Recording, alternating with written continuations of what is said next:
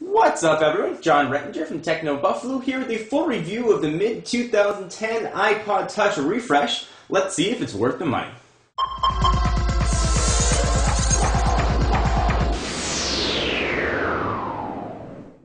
So being a touch-only device, the first thing you're going to see and what you're going to use most with the iPod Touch is the display, which has now been completely updated to include the iPhone 4's Retina display, which is going to give you a whopping resolution of 960 by 640 with 326 pixels per inch. And that's just fancy talk for saying the screen is gorgeous. I've talked about the Retina display on countless occasions in iPhone 4 videos, but suffice it to say it looks just as good on the iPod Touch. Looking at older generation iPod Touches and older generation iPhones for that matter, you really can't see a difference with the screen.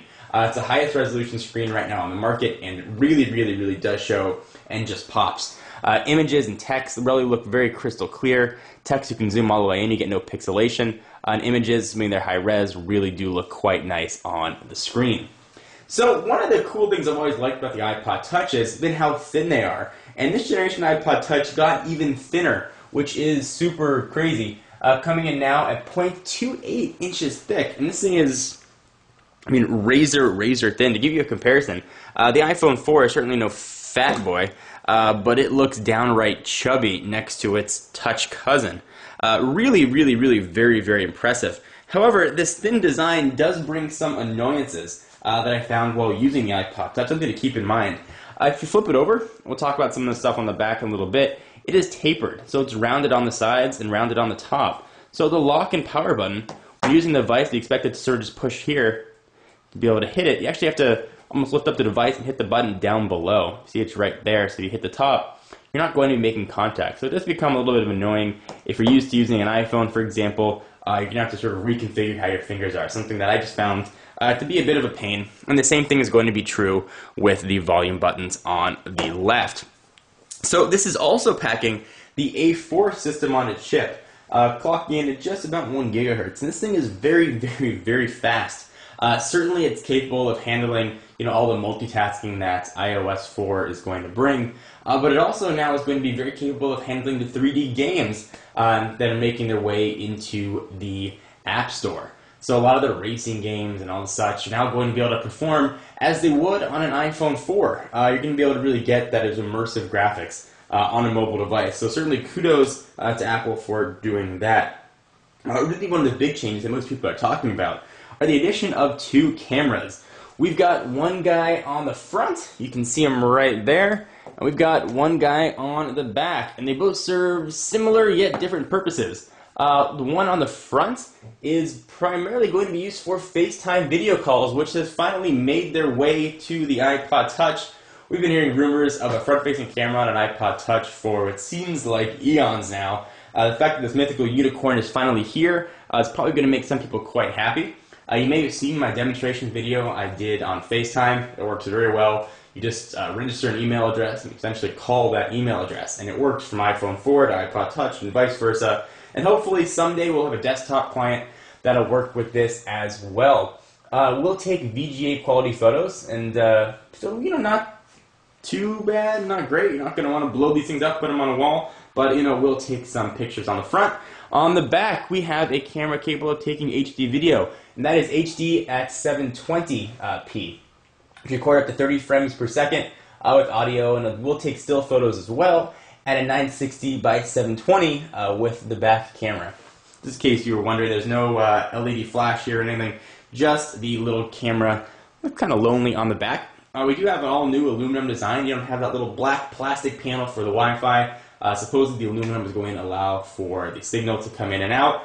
And since it's not an iPhone, you're not going to have signal drop issues because it doesn't have a cellular radio, which is probably why this sucker is so thin. And speaking of cellular radio, this is now very much more iPhone 4-like minus the phone. Everything the iPhone 4 can do, this guy can do as well, except for make phone calls. However, if you couple this with a Skype or voice over IP application and using the built-in microphone that this sucker's got, you pretty much have a phone with you all the time if you have sort of a MiFi or any device that's always going to kick out a Wi-Fi signal. I've never been the biggest fan of the iPod Touch line. Primarily I've been using an iPhone, so I never had much of a need for an iPod Touch. However, this is the first generation iPod Touch that I think really fills a very big niche First, for FaceTime, you're now going to have people that can video chat really more widespread. For example, this unit here, I'm going to let my sister and brother-in-law use. My dad has an iPhone 4, and my sister and brother-in-law do not, and they live a little far apart, so now my dad will be able to see his grandchildren all the time without having to tell him how to use Skype, which if you ever tried to teach your parents how to use a computer, you know can be quite difficult. So that's just from personal experience. However, if you are an iPod Touch fan, you're going to be getting much more of what you love with the iPod Touch. You're getting the great multi-touch browser based on the WebKit open standard, so it's going to work very, very, very well. It's probably one of the best browsers around. I've compared this to other Android devices, BlackBerry devices, and Palm WebOS devices. Still, the iPhone has the best browser around. Still, I find it a bit weird. The 3.5mm headset jack is on the bottom, but I guess if you're using an iPod Touch, you're probably used to that. So if you're looking to get an iPhone, and you want an iPhone, we don't want to switch carriers to AT&T, the iPod Touch is probably going to be a perfect way for you to go. However, if you decide to do that, it is not going to come cheap. The 8GB model is going to cost you $229. The 32 gig is going to bump you up to just about $300. And if you want to go for the granddaddy of iPod Touches, you want 64 gigs for $399. So not cheap. Not cheap at all. But you're not stuck with a contract. So this isn't going to be a review of Apple's product lines or what you think of Apple. This is a review of just the product itself. This product itself is still the best and the preeminent media player on the market. And it's very hard to not like it. It just works very well. The App Store adds a ton of functionality. Addition of FaceTime, the cameras, and now the new processor and the Retina display really just are nice value adds. So it already was a very solid product.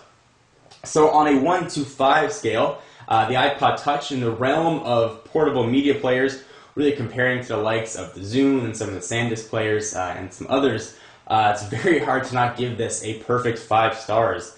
It is very expensive, as tend to be with Apple products, but you're getting a decent amount there. Price aside, this really has everything that you could want from a media player. So, on a 1 to 5 scale, as I just mentioned, this is going to get a 5. Do you agree or disagree? Am I drinking Apple Kool-Aid, or am I right on target? Love to hear what you guys have to say.